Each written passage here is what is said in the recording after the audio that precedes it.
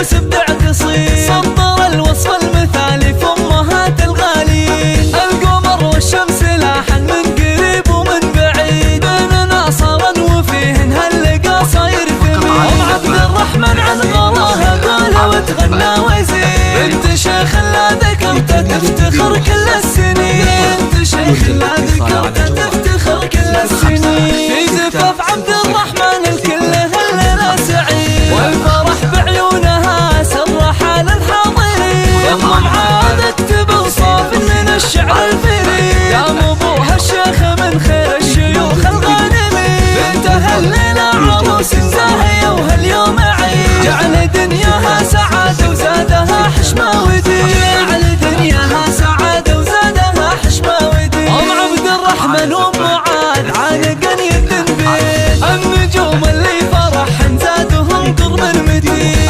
الأميرة تبغى راهن عرشها اليوم السعيد، كل وحدة اليوم صارت للفرح قلب وعين. الجمال اللي عليهم بالخصال ابدا وعين، ولا مثال الريم الا الظبي والزين زين، لا مثال الريم الا الظبي والزين زين. الله اللي زاد فيهن هالحلا وما هو جديد، وقفي للغواني سحرهن دايم يبين. ام عبد الرحمن وام معاذ كل وحده تزيد، والله من يشبه حلاهن اليوم احلى وردتين.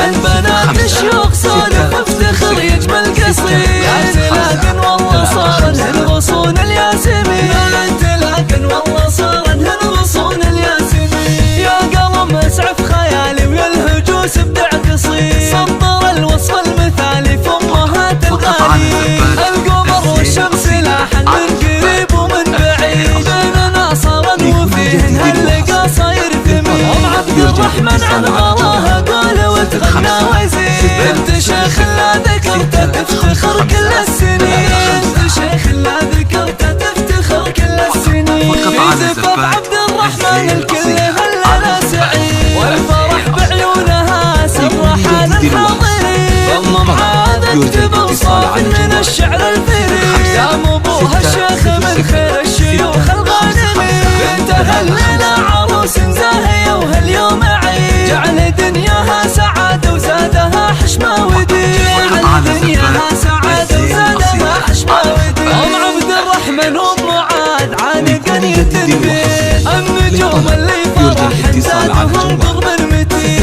الأميرة تبغى راهن عرشها اليوم السعيد، كل وحدة اليوم صارت للفرح قلب وعين. الجمال اللي عليهم بالخصال ابدا وعين، ولا مثال الريم الا الظبي والزين زين، لا مثال الريم الا الظبي والزين زين. الله اللي زاد فيهن هالحلا وما هو جديد، وفي الليلة غواني سحرهن دايم يبين. ام عبد الرحمن وام معاذ كل وحدة تزيد، والله من يشبه حلاهن اليوم احلى وردتين. عن بنات الشيوخ سولف وافتخر يجمل قصيد، لا تلاقن والله صارن غصون الياسمين، لا تلاقن والله صارن غصون الياسمين. 5 5 3 5